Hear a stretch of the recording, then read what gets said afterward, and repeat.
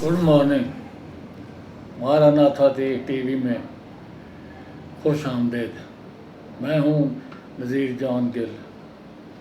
नाज़रीन, आज हम फिर मुखालफ मसीह के मतलब ही जो है वो सोचेंगे और किताब मुक़द्दस में से इन सारी बातों को हम जानेंगे। पिछले सेशन में हमने सीखा था कि उसका चाल चलन जो है वो कैसा है। तो हज़रत दानियल इस बात का ज़िक्र करते हैं कि वो एक जिनसी बेरारो भी होगा और ज़्यादातर वो हम जिन्स परस्त के तौर पर ही ज़ाहिर होगा। हज़रत दानियल के मुताबिक मुखालफ मसीह औरतों की मरगूब नहीं होगा। दानियल की किताब का या सहीफ़े का जो 11 बाब है 37वीं आयत में ये फरमाया गया। फिर उसके बाद ये है कि वो खुद परस्त और अपनी ज़ात ही में मगन रहने वाला होगा। वो खुदा की तकफीर करेगा और आदमियों को अपने मकासद की खातिर शिकार करेगा और धोखाबाज और ज़ालिम होगा और वो एक नाकाबिले एतबार और वाज़ा खिलाफ होगा। तो यही वजह है कि जब खुदावंद यीशु मसीह आएगा तो वो सच्चा और बरहक कहलाएगा। जो मुखालफ मसीह की जो चाल चलन है उसके बरखिलाफ है। खुदावंद यीशु मसीह सच्चा और बरहक कहलाएगा। तो उसकी कुव्वत का बरपा होना, his rise to power, Saud कलीसिया के वाक़या से मुखालफ मसीह के रावश का आगाज़ होगा। इस बात का इजहार दूसरा थस्सलुनीकियों के बाब के में दूसरा थस्सलुनीकियों के दूसरे बाब में पाया जाता है और जहाँ पौलुस रसूल फरमाते हैं क्योंकि वो बेदीनी का भेद तो अब भी तासीर करता जाता है मगर अब एक और रोकने वाला है और जब तक वो दूर ना किया जाए रोके रहेगा। दूसरा थस्सलुनीकियों 2 बाब की ये 7वीं आयत है। तो ये है कि रसूल का फरमाना ये है कि बेदीनी का भेद तो अब भी असर करता जाता है, लेकिन ये बात है कि एक रोकने वाला है। तो ये इस बात को जो है वो खुदावंद का कलाम जो है वो इस बात को साबित करता है कि नामुमकिन है कि वो चारों, चूँकि रोकने वाला मौजूद है तो इसका मतलब ये है कि बदी को रोकने वाला यकीनन जो दुनिया में है वो रूल कुद्स है और रूल कुद्स के ज़रिए रोकने के लिए वो काम करता है और जब वो दूर हो जाएगा यानी कलीसिया आसमान पर उठा ली जाएगी तो मुखालफ मसीह का ज़हूर भी दुनिया में हो जाएगा। इस वजह से ये जो रोकने वाला है वो कलीसिया है, रूल कुद्स है। रूल कुद्स के वसीले से कलीसिया जो है वो काम करती है। जब कलीसिया आसमान पर उठाई जाएगी तो वो रुकावट जो है वो दूर हो जाएगी। तो इसका मतलब ये है कि कलीसिया जो है वो आसमान पर उठाए जाने के बाद उसका भी ज़हूर जो है वो हो जाएगा, फ़ौरन ही हो जाएगा। ये कलीसिया ही है जो रास्ते में रुकावट बनी हुई है और लेकिन जब कलीसिया रास्ते से हटा ली जाएगी, मतलब ये है कि आसमान पर चली जाएगी, रूल कुद्स नहीं बल्कि कलीसिया से कलीसिया रूल कुद्स का इस्तेमाल कर रही है। हम इस बात को यकीनी तौर पर जानते हैं कि रूल कुद्स कलीसिया के ज़रिए काम करता है। ये बात को बहुत ज़रूरी है कि खुदा का रूल कुद्स जो है वो कलीसिया के ज़रिए ही से काम कर रहा है। मुकाशवा की किताब सफाई से ये तालीम देती है कि मुसीबत का दौर बहुत बड़ी भीड़ निजात पाएगी। मुसीबत के दौर में बहुत बड़ी भीड़ निजात पाएगी और कोई शख्स भी उस वक़्त निजात नहीं पा सकता جب تک روح القدس اس کو قائل نہ کرے۔ مطلب یہ ہے کہ کلیسیا اس بیان پر اٹھائی جائے گی، اور روح القدس جو ہے وہ کلیسیا کے ذریعے کام کر رہا ہے۔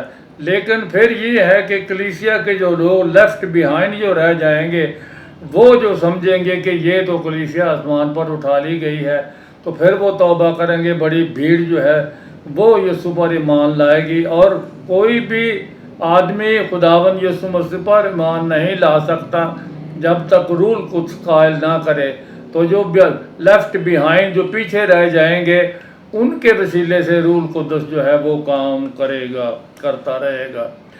روح القدس کی گواہی کے باعث ایسا ممکن ہوگا۔ یوحنا کی انجیل مقدس جو ہے اس کا 6 باب اور اس کی 44ویں آیت، اور اس کے بعد جو ہے 15 باب کی 25ویں آیت، اور پہلے یوحنا کے خط کی 5ویں باب کی 7ویں آیت بھی جو ہے وہ ناظرین یہ آپ نوٹ فرما لیں۔ خدا کا روح تو دنیا میں موجود رہے گا، جو ہم میں اور رواں موسم میں رہ گئے ہوں گے اور رہ جانے والے ہوں گے۔ کلیسیا اٹھا لی جائے گی، لیکن رواں موسم میں جو ہے وہ کلیسیا وہ روک رہی ہے۔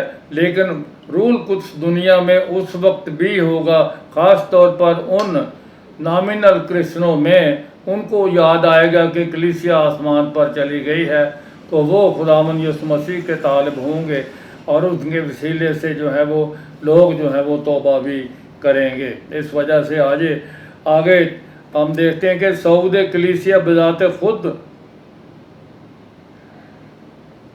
واقعہ ایک ایسا واقعہ ہے جو مخالف مسیح کی روش کا آغاز کرے گا۔ صعود کلیسیا یعنی کلیسیا کا آسمان پر اٹھایا جانا بذات خود ایسا واقعہ ہے جو مخالف مسیح کی روش کا آغاز کرے گا۔ کلیسیا کا دنیا میں نہ ہونا مخالف مسیح کو کھلی چھٹی دیتا ہے کہ وہ اپنا کام کرے۔ مخالف مسیح کو کلیسیا کا نہ ہونا، کلیسیا کا آسمان پر جانا، اٹھا لیا جانا، اس کا مطلب یہ ہے کہ پھر جو ہے وہ مخالف مسیح کو اپنی مرضی کا کام کرنے کے لیے کھلی چھٹی دی جائے گی، کیونکہ کلیسیا کے آسمان پر اٹھائی جانے کلیسیا کا آسمان پر اٹھائی جانا دنیا میں سے وہ تباہی اور مصیبت کا آغاز ہوگا جب کلیسیا آسمان پر اٹھائی جائے گی۔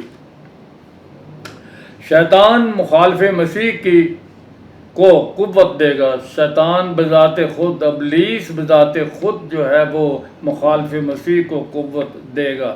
دانیل 8ویں باب کی 24ویں آیت۔ لگتا یوں ہے کہ مخالف مسیح شیطانی قوت کے باعث دنیا کے مسائل کا حل بیان کرے گا۔ یوں لگتا ہے وہ یورپی یونین کا کنٹرول اپنے ہاتھ میں لے گا۔ آج کل آپ جانتے ہیں نا یورپی یونین ہے، تو یورپی یونین جو ہے وہ اس کا کنٹرول اپنے ہاتھ میں لے گا۔ دانیل 8ویں باب کی 23ویں آیت ہے، اور اپنا ہیڈ کوارٹر روم میں قائم کرے گا۔ یہ بھی آپ کو یاد ہونا چاہیے۔ تو مکاشفت 17 باب کی 3 آیت، پھر 9ویں آیت اور 18 آیت جو ہے ان میں اس بات کا ذکر جو ہے وہ موجود ہے۔ تو آپ ان آیات کو جو ہے وہ مطالعہ کے لیے لکھ لیجئے اور مطالعہ کریں۔ مصیبت کے 7 سالوں کا دور اور زمانہ اس وقت شروع ہوگا جب مخالف مسیح مشرق وسطیٰ میں امن قائم کرنے کے معاہدے پر دستخط کرے گا، اور یہودیوں کا اپنا معبد یعنی مقدس ہیکل جو ہے بنانے کے لائق کرے گا۔ دانیل 9 باب کی 27ویں آیت جو ہے وہ یورپی یونین کی بنیاد مشرق وسطیٰ میں امن قائم کرنے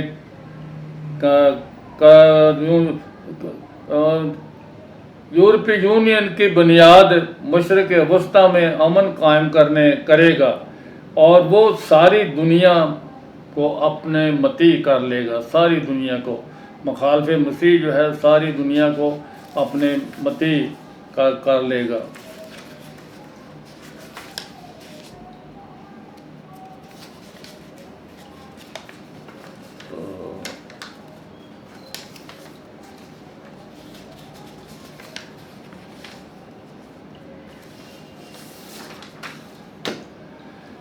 اس کی قوت کا استحکام، ہز کنسالیڈیشن آف پاور، اس کی قوت کا استحکام۔ مخالف مسیح کے لیے کچھ خیالی قصوں میں سے ایک یہ بھی ہے کہ دور جدید میں اس طرح وہ ترقی کر چکا ہوگا کہ ساری دنیا کی تمام قوتیں رضاکارانہ طور پر اپنے آپ کو مخالف مسیح کے مطیع کر دیں گی۔ تاہم بائبل مقدس اس طرح کی کوئی تعلیم نہیں دیتی۔ اس کے برعکس یہ عام فہم سمجھ کے بھی خلاف ہے۔ افریقہ اور ایشیا، لاطینی امریکہ نے قریباً صدی سے زیادہ یورپی قوموں کی نو آبادیات سسٹم میں زندگی بسر کی ہے۔ کن علاقوں میں، کن ملکوں میں؟ افریقہ، ایشیا، لاطینی امریکہ۔ تو ہم ایشیا کے ملک میں ہیں، مطلب یہ ہے پاکستان ایشیا میں واقع ہے، انڈونیشیا بھی جو ہے وہ ایشیا میں واقع ہے، اور پھر جو ہے وہ یہ باقی جو جتنے مشرق وسطیٰ کے جو لوگ ہیں وہ بھی ایشیا میں بسے ہوئے ہیں۔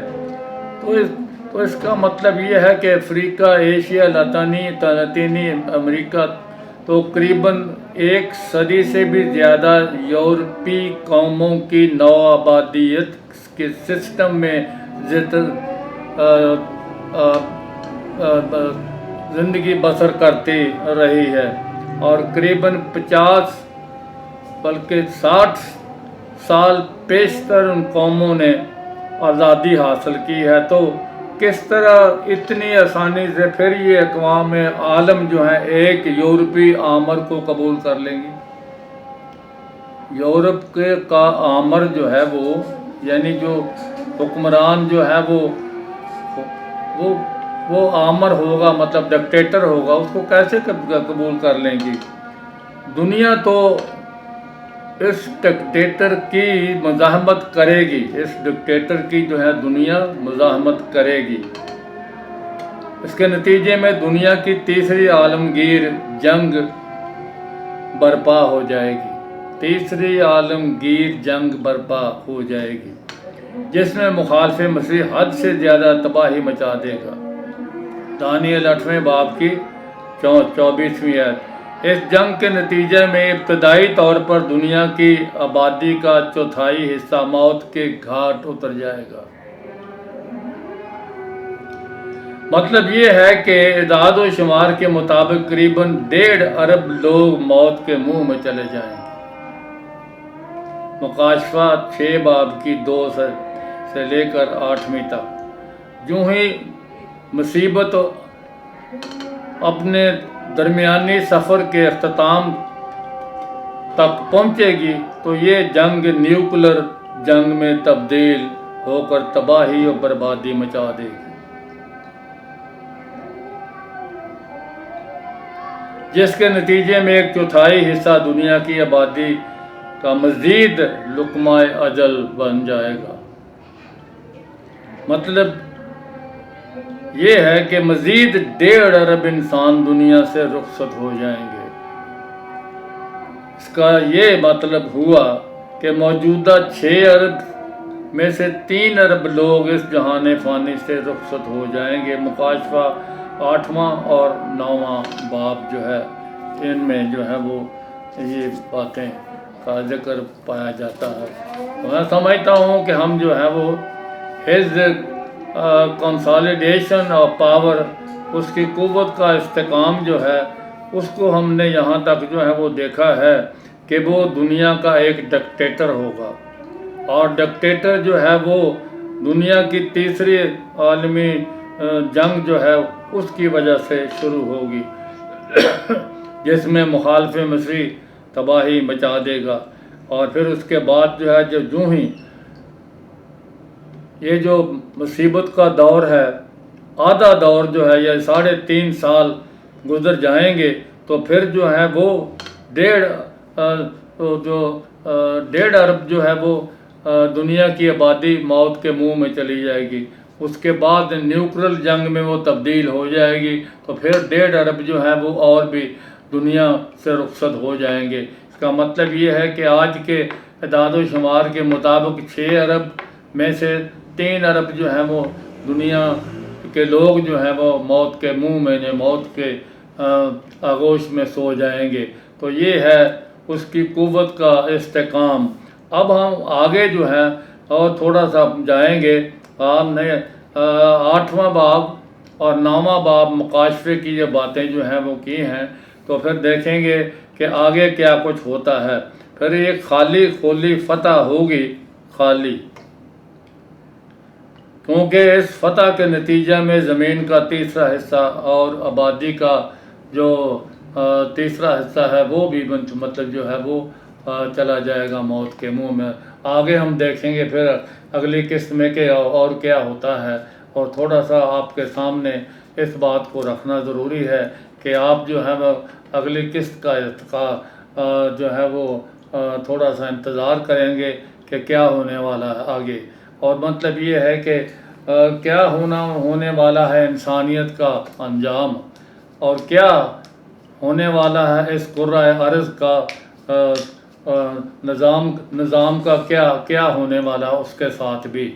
اور یہی بات یہ ہے کہ اب کیا سرائیوں کرنے کی کوئی ضرورت نہیں ہے، بلکہ مطلب یہ ہے کہ بائبل مقدس میں ان ساری سچائیوں کا، ان ساری پیشن گوئیوں کا ذکر موجود ہے۔